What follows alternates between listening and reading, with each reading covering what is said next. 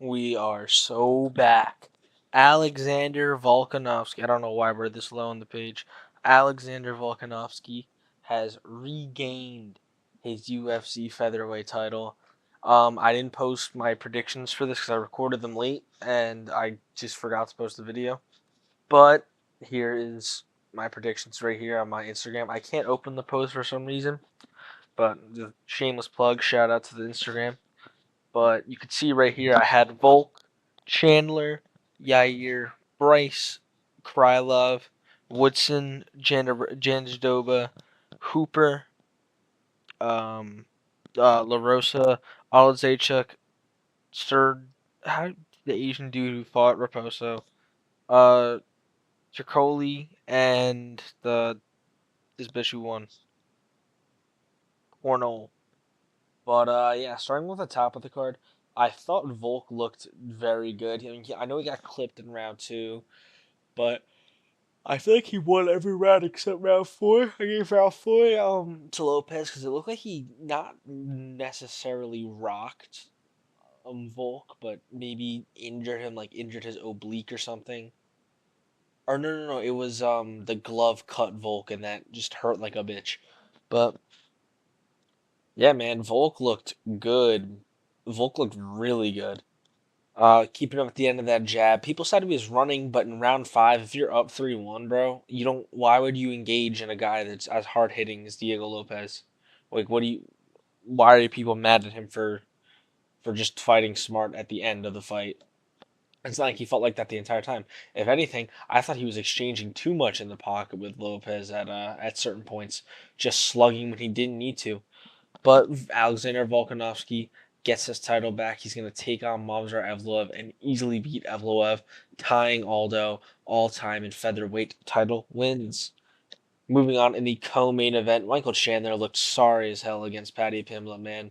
Fight was never really close, except in the beginning when Chandler almost had Paddy's back.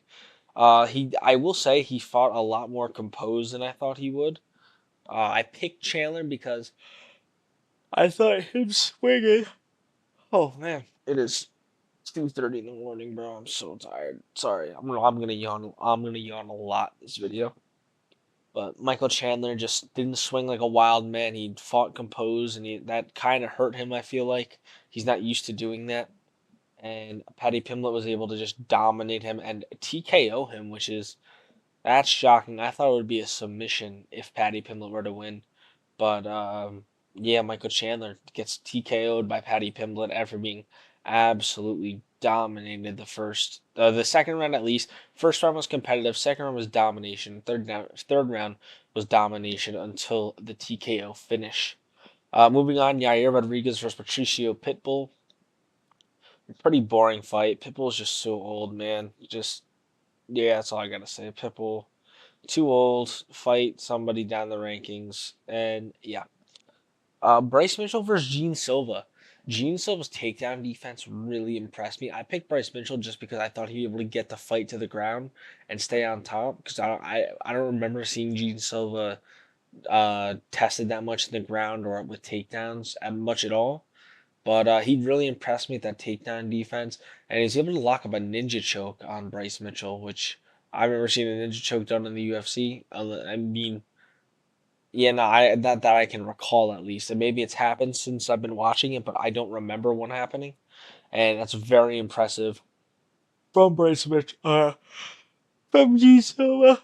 And as for Bryce Mitchell, I'm not really sure what you do with him. I'm gonna make a fights to make video tomorrow where I'll figure out what to do with some of these guys. But yeah, Gene Silva, impressive win, choking out Bryce Mitchell. Nikita Krylov versus Dominic Reyes. Conor McGregor versus Jose Aldo Part 2. Dominic Reyes, another guy. He's so freaking back, bro. Dominic Reyes was looking pretty good before the knockout, but we'll skip forward to the knockout where Krylov just crashed in like Aldo. It's literally the same thing, just like Aldo in Conor versus Aldo, and um, Reyes fading backwards throws like the rear hand check hook right onto the chin of Krylov, puts him out damn near cold in round one in just 2 minutes and 24 seconds.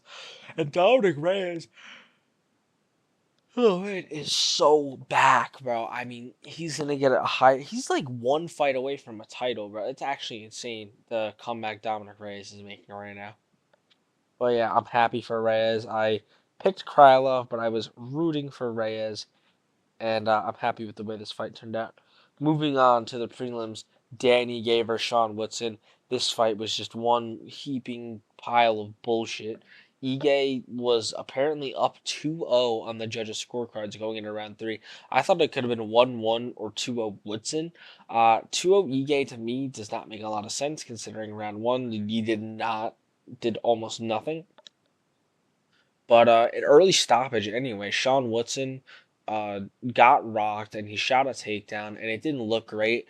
But if the ref was going to stop it, he should have stopped it either A, when Sean Woodson was on the ground, or B, not stop it because he stopped it after Woodson got back. Like literally as Woodson was standing up on his feet, the ref came in and stopped it, which was so stupid. But yeah, Dan Ige gets into the wood column, and Sean Woodson gets beat, so everybody wins. Yan Nan versus Verona Jandiroba. This is exactly how this fight played out is what I would have said. Other than the fact, Jandiroba, I didn't think she'd be going for as many submissions as she did. I thought she would just get on top, hold position, and grind out the fight, but at least she made it kind of exciting on the ground for a women's fight, going for different types of submissions.